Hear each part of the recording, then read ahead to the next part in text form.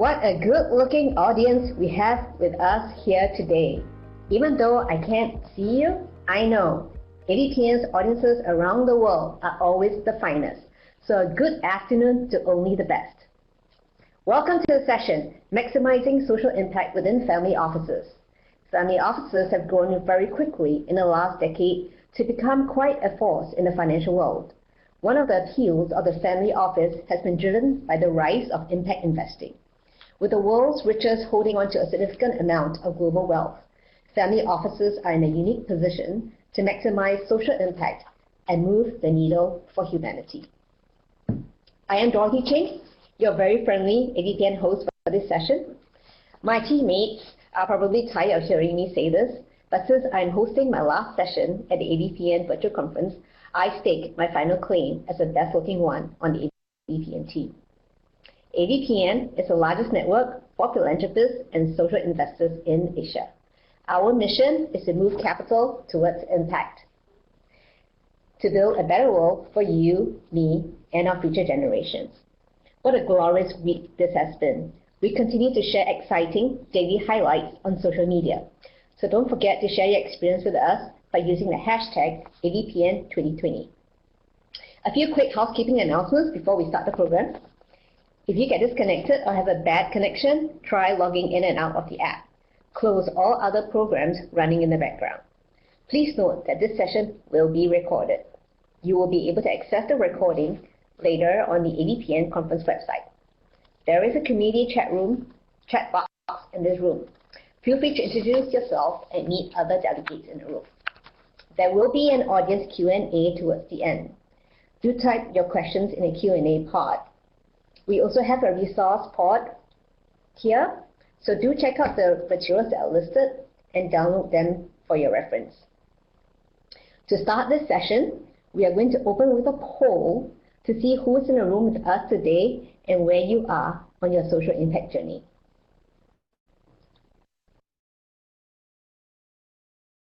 So the poll has come up on the screen.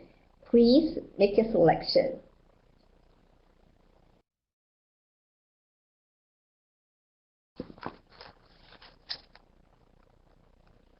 I see the numbers coming in. There's quite a few family office foundations.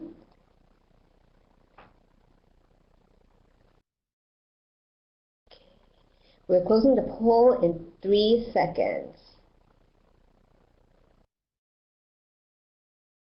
Okay. Well, thank you for your results. We have quite a diversity in the room, and I will now introduce you to our lovely moderator. Vic Malik is the Managing Director and Global Head of Investment Advisory at Standard Chartered Private Bank. Over to you, Vic.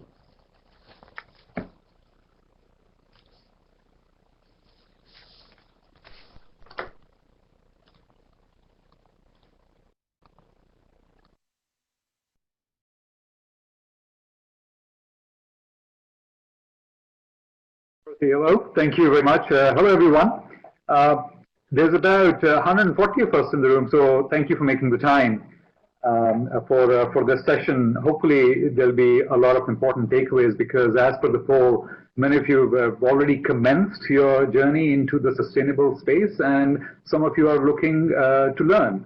As Dorothy mentioned, I run a team of individuals at Standard Chartered that have constant conversations with our clients on investments to achieve to achieve various objectives, and in doing so, we have a very special privilege, and that is of observing very closely the considerations they make and the decisions they take when deploying resources towards impact. So in this session today, we'll cover 3 specific areas. Firstly, how is it that in a plethora of options and causes around a family office or a group of individuals with resources choose the one to make an impact in? Secondly, what are some of the approaches they take for deploying resources? What are some of the ways in which they measure success? How have they learned from the successes and equally from the failures when venturing into such endeavors? And perhaps lastly, and also importantly, has COVID-19 or the circumstances we all find ourselves in changed in any material way the way they look at the set of opportunities available to them, or indeed the existing opportunities or investments that they've made. To discuss that today, we've got two erstwhile panelists. Hui Sing Ma, who is a co-founder of Blue 7, a Singapore-based impact investor that currently holds and continues to invest in private as well as public market instruments across multiple asset classes and maintains a portfolio in doing so. And Tony, who is an MD with the Peterson Group, a global conglomerate focused on real estate. Tony also runs Peterson Capital, which is the investment vehicle that invests in PE and structured finance opportunities on behalf of the business. So without further ado, let me first turn to Tony to introduce yourself and your investment philosophy real quick.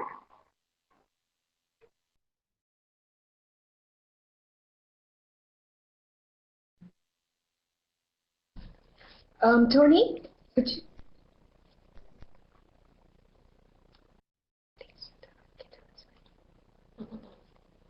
Tony, you might be on mute. We can hear you now. Yeah, do you hear me now? Very well, thanks. Okay. Hello, everybody. My name is Tony Young. I'm the CEO of my family business, Peterson Group. Essentially, we have three main lines of business. Property is the main focus, but then we have a family office and we have an asset management business as well. So I started engaging in philanthropy probably about 10 years ago. So my family has always been the old-fashioned type of philanthropy. We've been giving scholarships, we've been donating to hospitals, and that was a big part of our family ethos. Over the years, I think being an entrepreneurial family, I started exploring to social enterprises and later on impact investments. So we have now allocated both on the real estate side, asset management side, and also in the family office side, different strategies that actually engage in impact investments around globally. We have some in the US, some in Asia, and less in Europe. We're actually exploring Europe as well. This crosses between liquid strategies, and mostly in liquid strategies. And we are also, obviously, we have incorporated exclusions. We've gone through the first of exclusions, so we try to not invest in anything that is doing harm, from environmental to other asset classes. Yeah, so in short, very glad to be here. I'm also sit on the board of AVPN, and hope to do my bit to help to make the world a better place.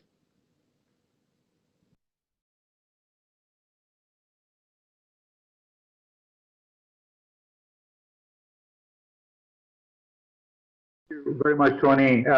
Lots of questions right off of the introduction. I will hold my thoughts. I'll now move to Hui Sing, who's got a couple of slides to share with us on the investment philosophy of Blue 7. Hello, everyone. Can you hear me all right?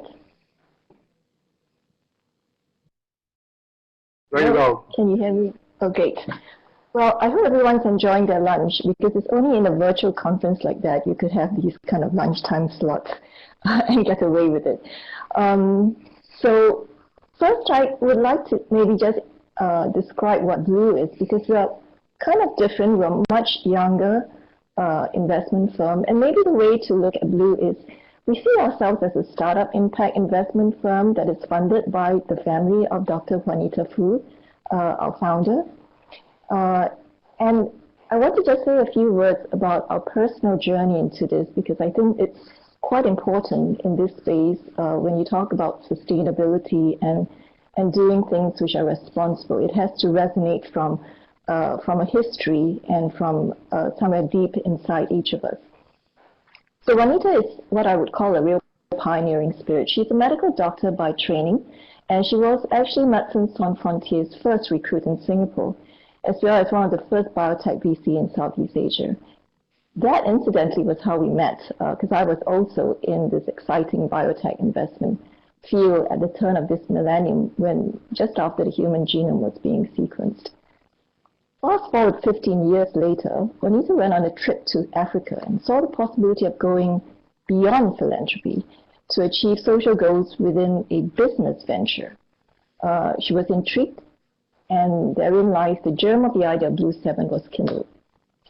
My own context is more typical of the career professional who arrives at a half-century milestone and started being more interested in matters, subjects of significance rather than business strategies.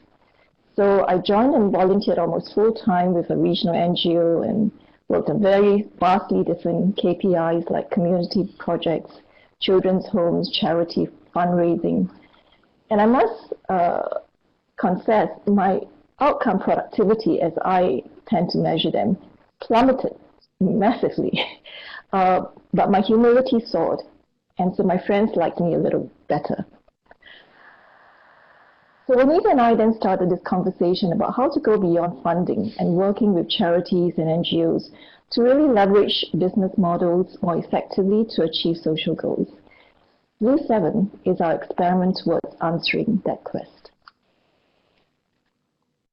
So if you can see on slide 1, we have basically looked at our mission to use capital to catalyze business goals towards, what we now call multi-stakeholders, to achieve these ESG and economic returns. As Vic had said, we invest across the portfolio of multi-classes, and we employ, catalytic instruments from debt to equity. We have a big difference, though, in the way we approach our investment pieces, which is our philosophy of really using our hearts, which we view equally important as using our heads. So we have 7 values, which is reflected in the Blue 7 name, and we pair them up. So we think of partnership and dignity, we think of innovation and resilience, we think of success with humility, and faith, which brings it all together. Because it's in many ways, a difficult journey, and with many, many unknowns and more questions than answers. If we go on to slide 2, so we decided to stay broad in our focus, encompassing broad categories of resilient communities, environment, dignified livelihoods. But mainly in our focus, we tend to ask ourselves 2 main questions, which is, what do we care and what do we know? What about these areas that get us passionate and where we can make a contribution? Which is the second question. How can we contribute to what we're doing and to our investees? And we see ourselves as having the nimbleness of a startup in our deal review and decision making, whilst bringing, hopefully some of the experience of seasoned investors. So moving on to the last slide, slide 3. This kind of maps out for us currently where our portfolio stands. Some of them are still work in progress, but most of these would be up and running by the end of this year. And we're very thankful for people like IMP, GIN, all the various bigger institutions who have invested to think about the frameworks, the concepts, the measurements. We try to use them to leverage the learning, and this is what we've mapped out, across the ABC, which the IMP folks have laid out, and against, importantly, on the vertical axis, how we as investors also need to play a role in contribution and impact in generation. So I'm sure we'll talk more about it later on in the conversation. So let me just pause here and turn it back to Vic. Thank you.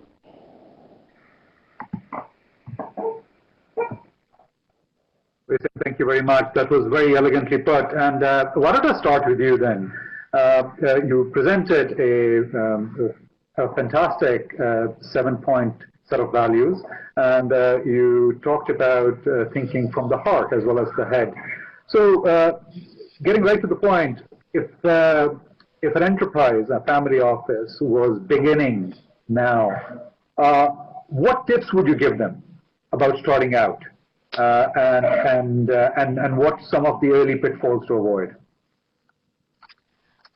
So, so just to give one context, we are quite fortunate because, as you see, we're quite young. We only started in late 2016.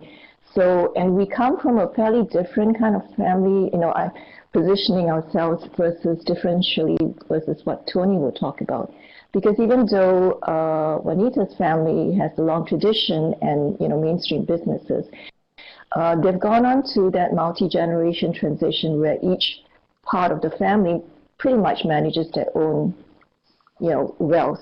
And so we were fortunate that we don't have, fortunate and maybe not, but we're different in the sense that we don't have this linkage to a legacy business and, multi family office stakeholders, which has to be considered.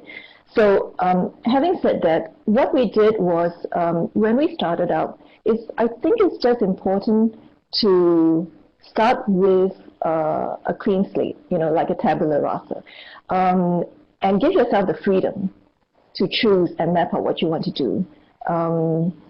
We learned a lot. The learning curve was tremendously steep. You can see from all the taxonomy and all the various players, and we're trying to solve very complicated problems that's been with humanity ever since we started. So start with something and learn from others. So here I want to just give special mention to the RS group and Annie Chan in particular. We heard her story and we're very encouraged by the way she adopted this total portfolio approach and how she challenged all of us impact investors, particularly family offices, to be sustainable ourselves, even as we ask investees to be sustainable. And we thought, okay, that was a bit of an aha moment for us to say, okay, we got to walk the talk. So this is also jives in with making sure that, you dig deep, because you need to be sustainable. This is not a 5-year plan you're embarking on. Most of the portfolio we go into will be very, very fortunate if we can get liquidity in 5 years. So that was something I would say is important. Thank you, Singh. I think the notion of patient capital, coupled with the point that you raised about being independent, is critical, because it certainly would then inform the process with respect to what you pick and choose to have in your portfolio. Tony, turning to you, a very busy person, right, with an operating business to manage, and not just in your neck of the woods, but globally. So how do you source opportunities? How do they come to you? What do you look for in the opportunities? Do you have a particular set of causes that are closer to home, closer to heart, to yourself, family? How would you evaluate things that you choose to spend time on and resources on? Well, I think to start off, we have a portfolio of real estate, private equity, venture capital, debt, liquids. I think every family should have determined in time how they want to diversify their portfolio, and then you layer that on top of different risk factors. So what our firm looks at, we have a low risk bucket, middle risk bucket, and high risk bucket. High risk bucket such as startups, such as early stage tech, such as emerging markets. We would consider that as a high risk bucket.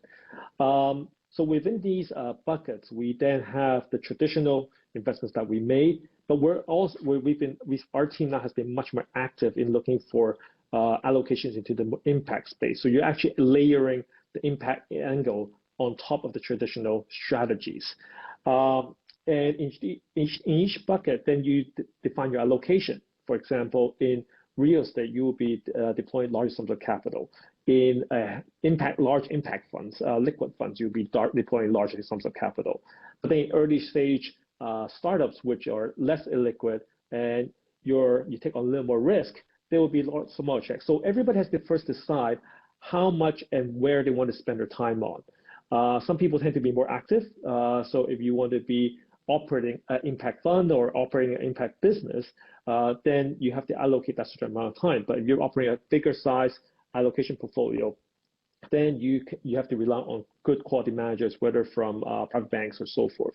So once you define that, and so we source everything from friends in the private banking industry and other investment managers to smaller impact funds, and then co-investments from and direct deals from my team who has friends and associations in different private equity and venture capital circles. So it's quite a breadth that we developed. It took us 5-6 years to develop this network in different spaces, but that's how we kind of find opportunities in your question. Is there any particular passion that we like? We definitely like to help out in the environment and poverty. Those two are very interesting areas we look at. It also relates back into our business as well. So how can we transform when we're investing in other businesses, and we're looking at how we transform our traditional businesses, and we can actually follow on and improve our requirements as well. Tony, thank you very much. I guess my next question will be to both of you. We've come a long way in the impact and sustainable investing stage. So you now see more and more public listed opportunities, as Tony rightly mentioned, and certainly listing you've highlighted. And then, of course, the natural source of such opportunities remains the private space and through contacts that you've got.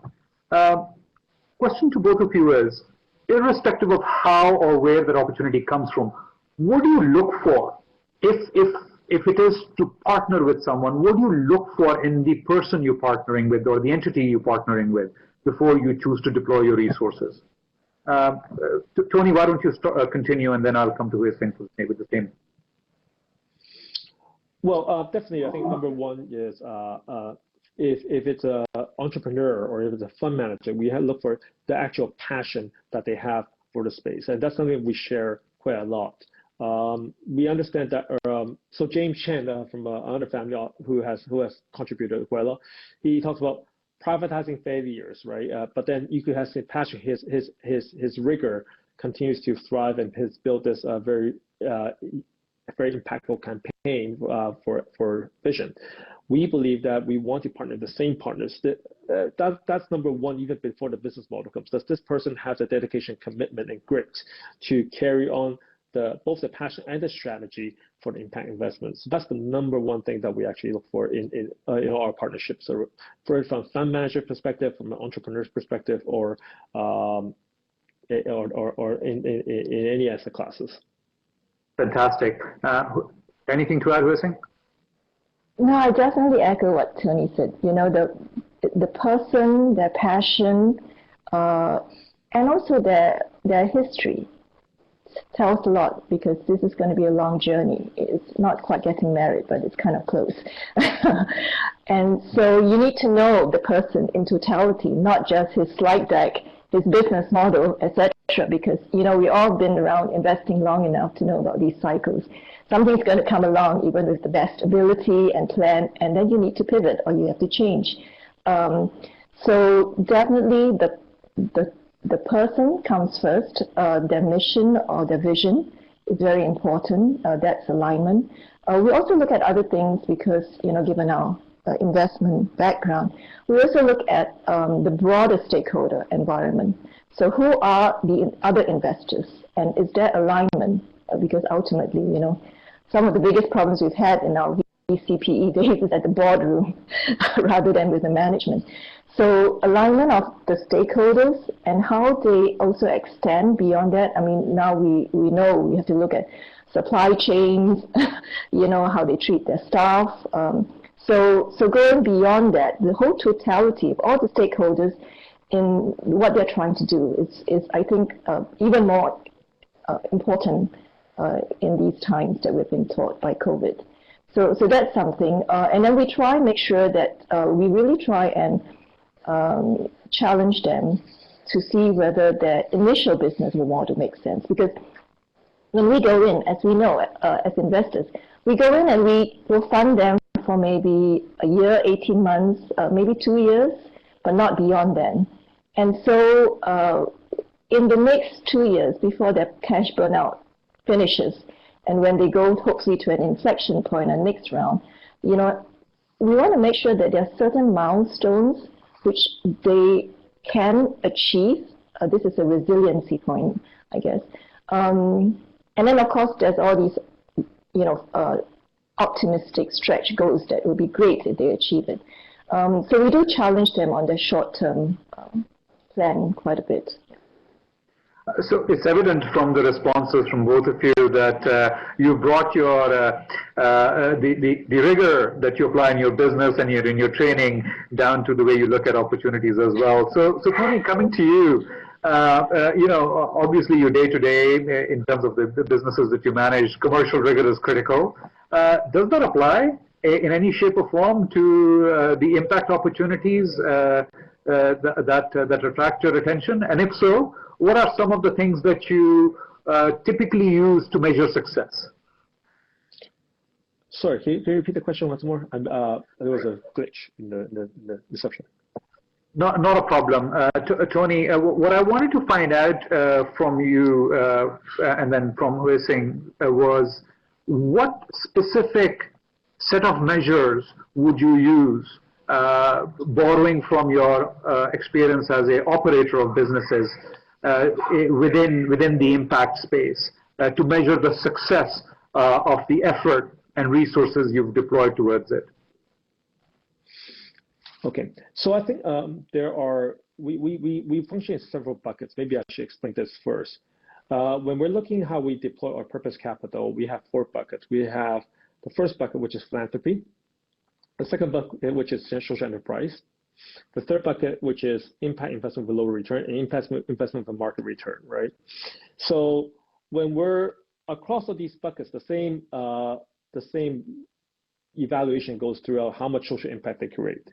Okay, the difference is in philanthropy, in period grants, you don't expect anything back, right? And then the social enterprise, you probably expect some capital back, but in a very, very long time. And then you have the below market return and long-term return.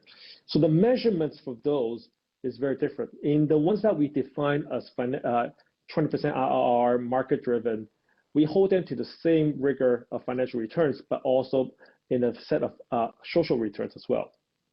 Okay, so in different buckets, we will set different requirements depending on what it is.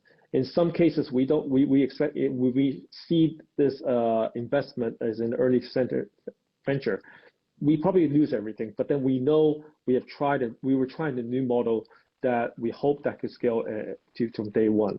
If we create enough even attention or awareness of this new impactful health structure, that is already achieved already. So it really depends on the opportunity itself. It cannot be generalized. If we're putting money in a green bond, that is a simple measurement, right? It's just what kind of interest return. So it depends on if it's a illiquid versus liquid, if it's a single portfolio project with defining your own KPIs. It really spreads out to different asset classes and structures. Tony, thank you for that, because what your response clearly demonstrates is that measurement certainly has now become a critical part of evaluating success where it's applicable. Yes. While some time ago it may not have been. So that's great. Same question to you, Huising. No, I think Tony's hit the nail on it. You need to build a portfolio if you can. But having said, I'll just make one caveat. So if you are starting out and you want to start in slowly and you're going to put more eggs in a few buckets, then choose them carefully, but make sure that you're okay with whatever outcome it happens. But if you can, then try and build this portfolio approach, because it's almost impossible, not entirely, but it's almost impossible to look at one entity or one asset class and expect them to deliver the double or triple bottom line. We tried it, and then we learned that no, it's not possible. On the business plan, they will tell you that, but really, it's not going to happen.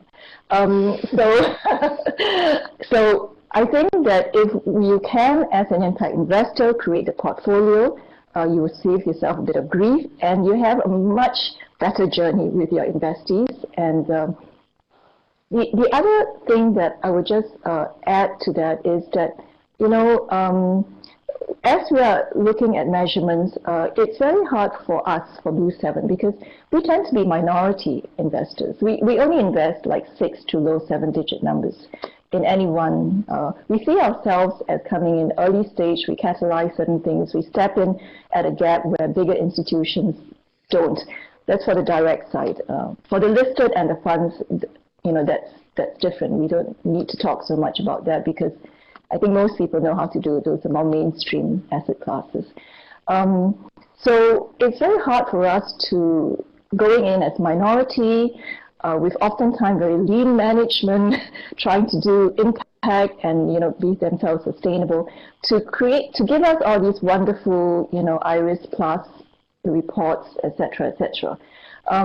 So I think we need to take a more holistic and intuitive view. So coming back to the earlier question, the screening of the people and the mission is very important, and the stakeholder environment that you're operating in is very important. And then after that, you really have to roll with it, because whatever impact measurement plan you had, now with COVID, everything changes, right? So all those metrics before would have maybe for some they would have improved, but for most they have fallen through the floor, and you have to go back and start again. So I think it's important to remain flexible and realistic in their expectation, and also be supportive, whatever the management and quantitative process you have agreed with them. I think what the response clearly evidences is that there are a lot of thought has been given to how you will evaluate things, both of you. So it has to come within a certain structure. So some thought has to be given, and you've articulated, both of you, that process very well. And more importantly, you've also articulated that measurement is important, but it has to be commensurate to the opportunity and perhaps applicable to how you're deploying resources. So what we've established is that the functioning of this space is increasingly becoming an equal part science and equal part art. So that's fantastic. So Tony, let me come to you and ask you a question about the operating businesses. So once you very clearly articulated the various buckets within which you see opportunities and then set them up, what is happening in the operating businesses, particularly in the real estate space, with respect to incorporating some of the sustainability principles? Has that begun? Is it too early, too costly, or are you well on your way? Actually, maybe I could define that in two buckets. The first bucket is, especially after COVID, we have seen a tremendous interest in better ESG requirements in the tenants when they're looking for a new office space. So right now, whether from a residential point of view or from an office point of view, I think internationally, all the multinationals are looking for obviously environmental requirements for new builds, but also now, especially after COVID, there's a health and safety measurements as well.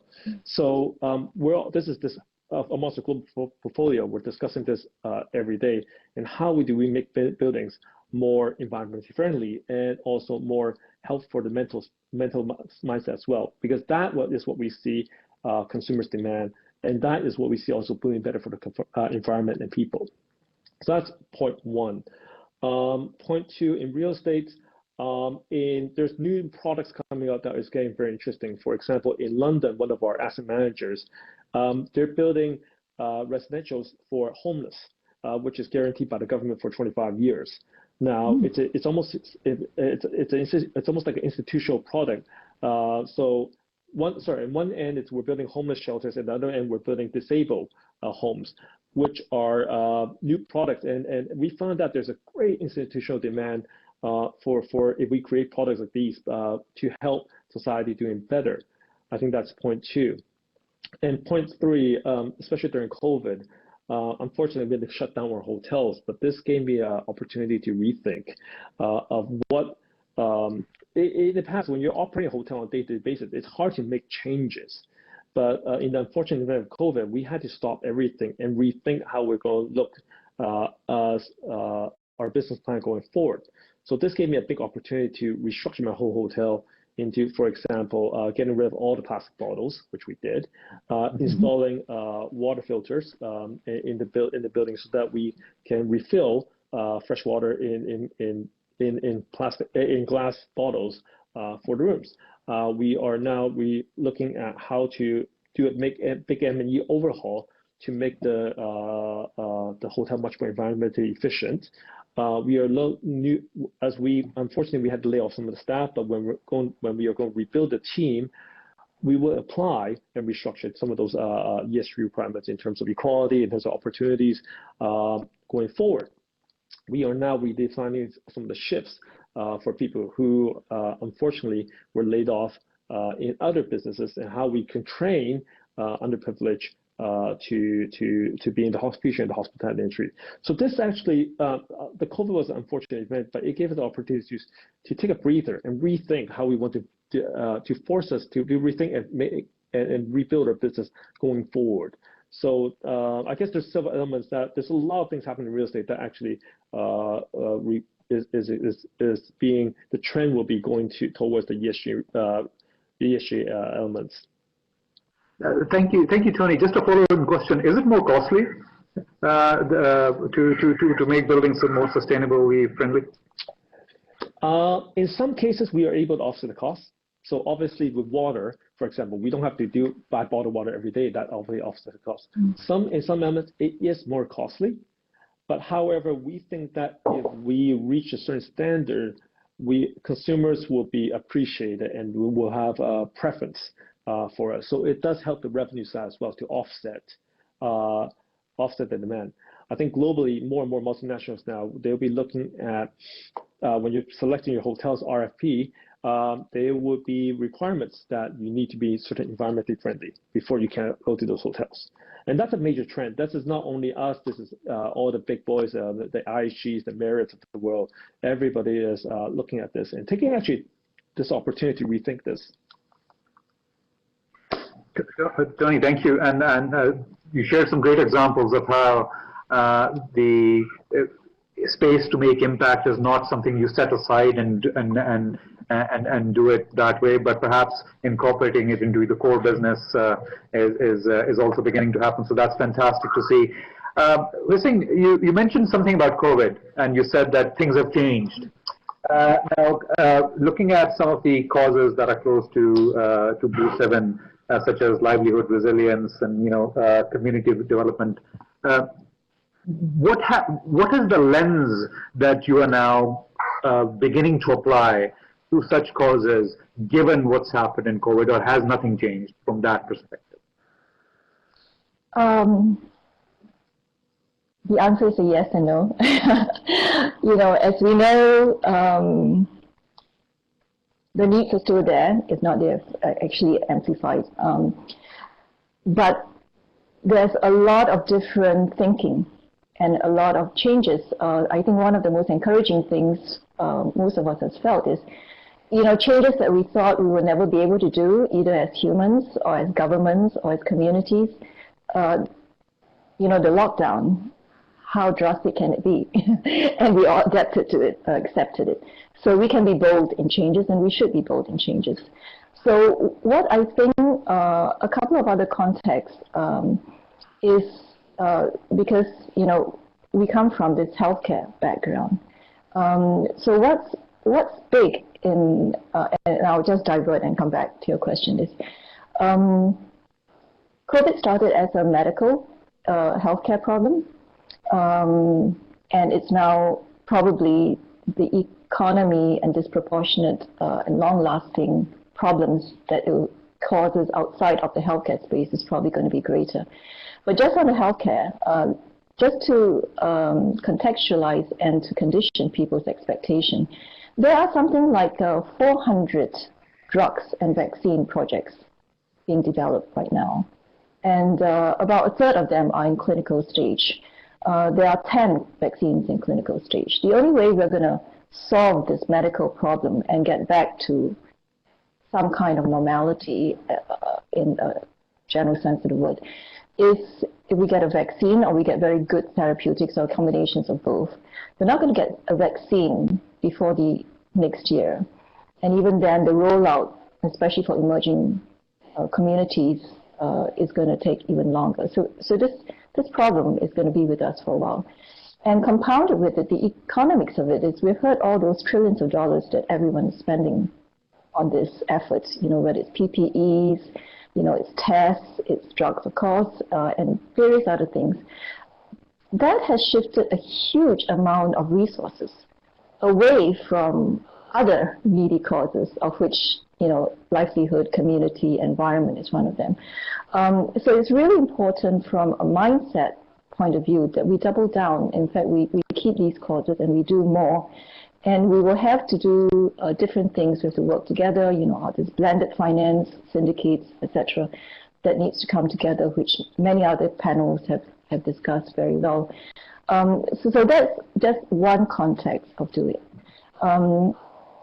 Many of us and many family offices, I'm sure, in their investment teams are facing a lot of challenges because generally they would have invested across many traditional asset classes, and we've seen how the S&P has gone up and down, fixed income has gone.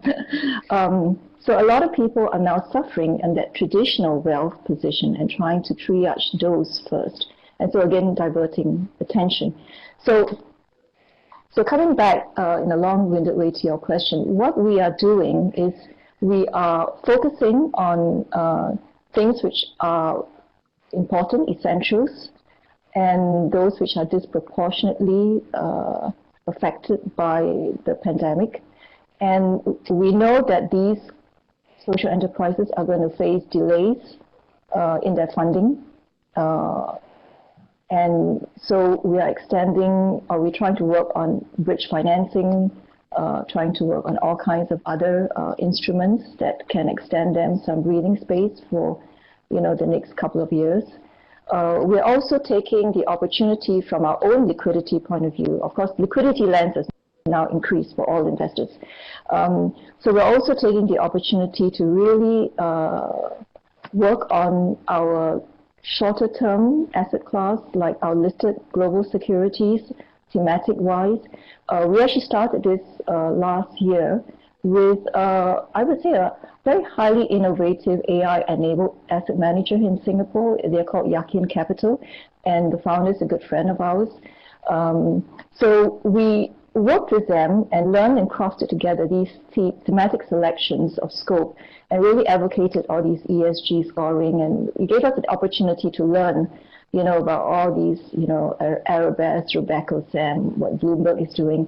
And so we've now come out with a few themes which has extended our usual focus. And we hope that they will give us some liquidity which will enable us to support our more catalytic capital deployment for the next few years.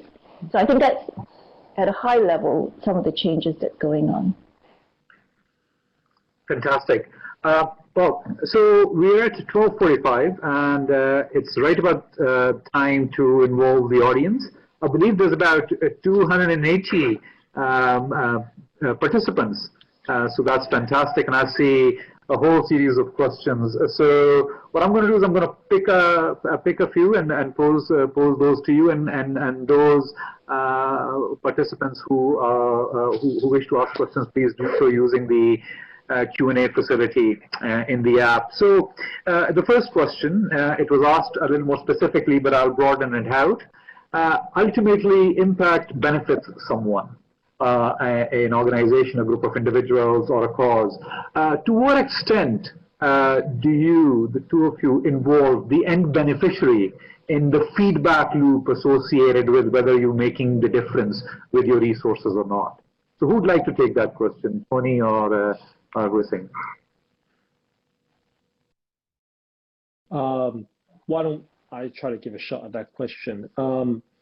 I think in our liquid portfolio, and I think we in the philanthropy end, where we work with hospitals, and we for some of the social enterprises we support, me and my team get more involved and actually being able to connect with those end beneficiaries. A lot of them naturally are in Hong Kong, where I am based. But on a greater scale, because we work with a lot of fund managers and illiquid managers, we don't have the access to actually go and talk to the beneficiaries ourselves.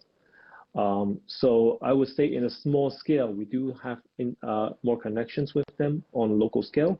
Once the exposures in US and Southeast Asia or other places around Africa, for example, that's beyond what our capabilities in terms of resource to access to help to connect with those people. And we rely on our partners then to connect with those people. Fantastic. So, is there any such feedback loop in your endeavors also? No, we can't. There's only 3 of us in the team. So we're one of these lean startups. But yes, I think, it's exactly as Tony says. We try and do that really at our due diligence level. And then once that happens, and unless something, very good or very bad comes about, we don't really have much of a bandwidth to keep that effort going on. But we see really our influence, our advocacy with really the intermediaries that we work with and some of the ecosystem players that we partner with. And I think that's where we see, with a small team and trying to multiply how we can grow our influence. That's the only way we can do it. Yeah. Okay, fantastic. I think earlier I mentioned that we had about 280 participants. I stand to be corrected. We have about 388 because there are those who joined us through Zoom as well. And there are lots of questions, and the questions relate to lunch finish. Okay. So the questions, actually, a lot of the questions that I see have already been answered because there were lots of questions on the frameworks and the measurement tools and so on and so forth. I guess the point of those questions was if somebody has a good idea, how do they present it to you? But I think you've responded to it in terms of how you yourself look at opportunities and the frameworks you apply when evaluating them, and certainly in measuring them. There is a question about resource sizing, more in terms of capital sizing. So without really going into details, how do you actually decide on the size of your own contribution? You don't need to give me or share these details of an actual amount, but how do you size your contribution in dollar and cents terms when something catches your attention? I'll just give a quick answer because ours is simple. We just invest, given our size and where we are and our learning position, we only invest like 6 to low 7-digit investment size. So we should not be seen as institutional who can do multiple follow-ons. Yeah. Okay. Tony, any thoughts to share? We have quite a range. So for smaller startups like seed stage, we rely on we have to have a reliable partner to actually lead that discussion, because the current framework of our team was not built to nurture and be hands-on VC fund nurturing entrepreneurs. It's just not the way we were set up. So there's a certain size that we don't do direct. We must go through co-investments and funds. When it grows to a certain sizable B round investment, then our team gets more involved into the actual due diligence. Maybe we'll look at direct deals. In terms of sizing, as I said, we have a portfolio that we have just in tech. We have things we are in seed round, A round, B round, C round, etc. growth rounds. And if it's too small for us, the team to function, because of the travel, we just have to rely on third parties, intermediaries to help us out on those. Fantastic. No, thank you. This is very instructive. There are a series of other questions as well, and the topics range from advocacy as well as influence that you bring to bear on policy groups, in light of what you're aiming to achieve. So maybe there's a question there, and let me put it across to you. Do you actively participate in policy initiatives at local government or central government level in order to shape policy to support social causes that you and like-minded individuals are pursuing? Again, a quick, simple answer for us. We're not at that stage yet. We would do it at a personal level, okay. but we don't do it under Blue 7 as an institution yet. Okay, good. I guess an associated point to that is advocacy in general, right? So it may not necessarily be sitting across a table to those who formulate policies, but generally effort around the advocacy for causes to raise awareness. I think it's a linked point. Tony, any thoughts? Well, we usually don't try to make an impact in the government space.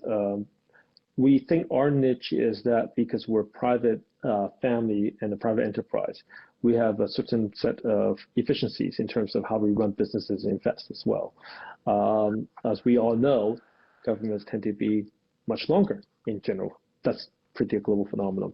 So we usually don't spend too much time with working with the government. We love to do things that the government, it doesn't fit into the government criteria, right?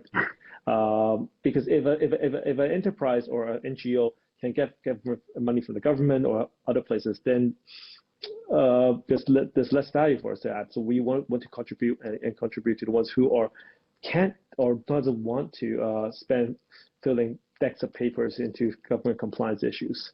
So that's part one. We try to stay away from government related investments. And the advocacy, yes, definitely. I think like exactly what we're doing right now, we're trying to spread the word that family offices can make a difference, or family business can make a difference in terms of being impactful. So we, from a local level to a more international level, we try to demonstrate by ourselves that we have put capital and money where we think that makes a difference, and then we hope to share some of those experiences to tell people that actually it does work, and it's not just a myth and a lot of families who are just starting out. I've been there, being a younger generation trying to persuade the older generation. You need case examples, you need successful stories, and that's what when me and some of my peers from Hong Kong, other family office, we try to do more so that we have more successful cases to tell people. Fantastic. Tony, thank you for being candid, and I guess it links back to what Wei Sing said earlier. It's best to stay independent and get on with it. So look, we're coming almost to the end of this session. Why don't I give both of you the opportunity to say in a few words to our participants, share your final thoughts, and perhaps also share, how should they set themselves up within the impact space, and how to perhaps get the best out of this fantastic conference that AVPN has laid out. Tony, over to you, given that you're very close to AVPN as well. Any parting thoughts? Well, I always say AVPN. I mean, it's unfortunate this year that we don't meet each other face to face, but AVPN is a great network for different levels of people, from early first timers to experienced veterans.